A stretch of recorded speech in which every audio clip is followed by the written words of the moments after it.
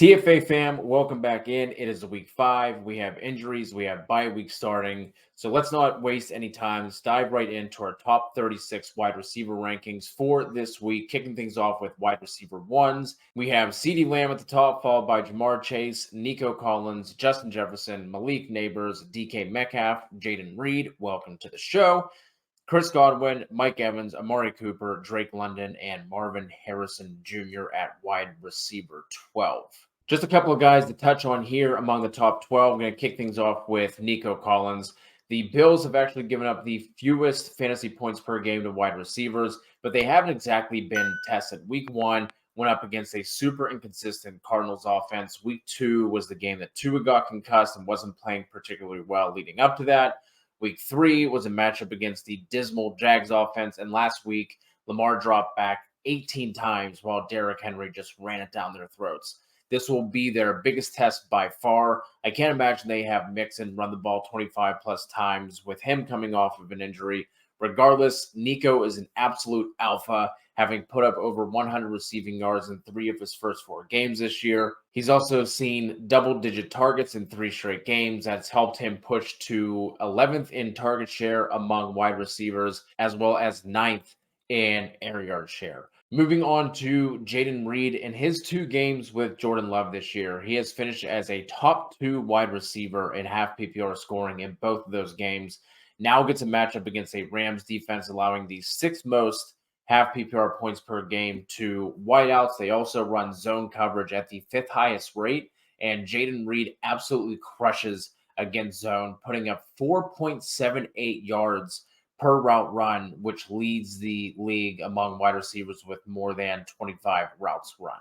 I like both Mike Evans and Chris Godwin going up against Atlanta on Thursday. The Falcons are middle of the pack in terms of fantasy points allowed to wide receivers, but this is another case where the numbers are a bit skewed. They face the Steelers in week 1, the Eagles week 2 without A.J. Brown, and still Smitty, Rashee Rice, Olave, and Shaheed all had double-digit fantasy performances against this defense. Specifically here, though, I really like Chris Godwin in a great spot going up against D. Alford, who has allowed 21 catches on just 25 targets and also has allowed the 2nd most yards from the slot. Finally, yes, we have Amari Cooper ranked as a wide receiver 1 this week. Yes, he has been one of the most frustrating fantasy players all season, but it's hard to ignore this spot going up against a Commanders defense that has allowed the most fantasy points per game to wideouts.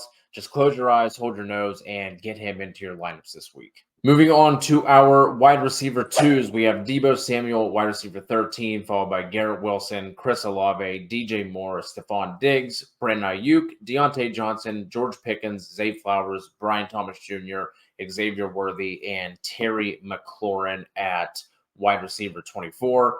I finished the wide receiver ones with talking about a frustrating player, Amari Cooper. Let's continue that, I guess, and talk about Garrett Wilson, who has failed to finish as a wide receiver 2 through the first 4 weeks of the season. Now gets a matchup against the Vikings defense. It is actually the top unit for fantasy purposes, so it doesn't seem great.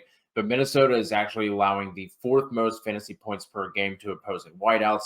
Additionally, Aaron Rodgers actually has a higher yards per attempt average under pressure versus throwing from a clean pocket. So I think Wilson gets his first wide receiver 2 finish of the year here in week 5. DJ Moore falls in the same category here, but he's also another guy I like to have a bounce back in week 5.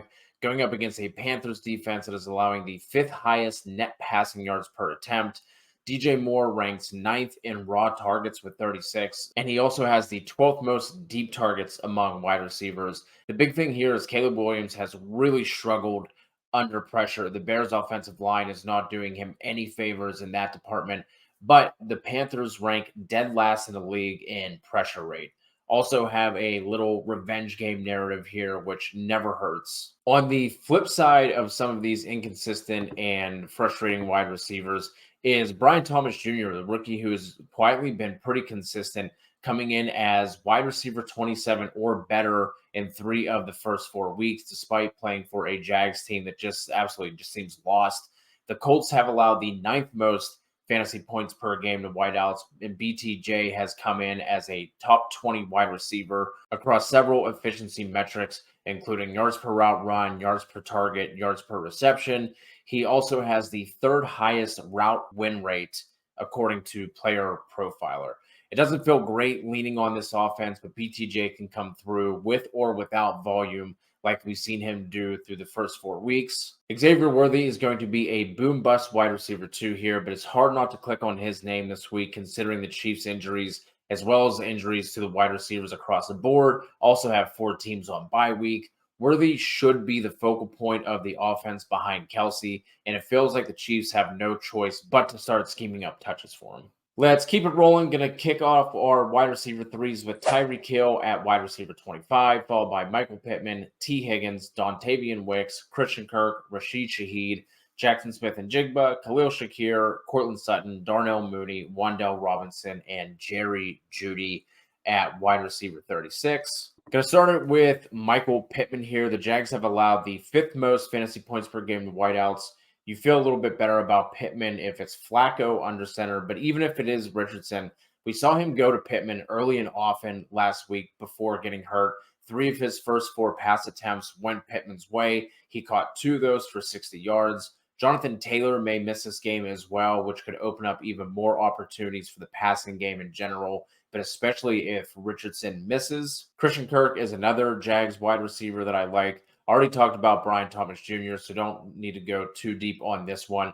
But Kirk has been peppered with targets recently after not being involved in the offense through the first 2 weeks. He has 22 targets the last 2 weeks. And the exciting part here is he actually has the 14th highest average depth of targets. So those are things that you love to see for fantasy purposes. Dontavian Wicks is going to be the most popular waiver ad this week, and you can feel pretty damn good about immediately plugging him into your lineup. In games where Christian Watson is not in the lineup, Dontavian Wicks commands a 25% target share. Obviously, we aren't expecting Love to drop back 50 times in this one, not expecting Wicks to see another 13 targets this week, but going up against a defense that allows these 6th most fantasy points per game, that should help offset any volume that is lost. And then beyond our top 36, Josh Downs is an intriguing option again, especially if it's Flacco under center. But even in week 3 and Downs' first game back with Richardson under center, we saw Downs come away with a 25% target share. It's not a fantastic matchup for rookie wide receiver Xavier Legette going up against a strong Bears secondary, but he is clearly the wide receiver 2 here on this team. He saw 10 targets last week, so you could certainly do worse in terms of a dart throw option, especially with a wide receiver that's as big and as explosive as he is. Speaking of explosive players, Tutu Atwell has at least 4 catches and 80 yards in back-to-back weeks. The Rams seem to be trying to figure out what their wide receiver rotation is going to be with guys like Jordan Whittington and Demarcus Robinson. But it's clear that whenever they need that deep threat guy, that big play guy, they are looking Tutu's way.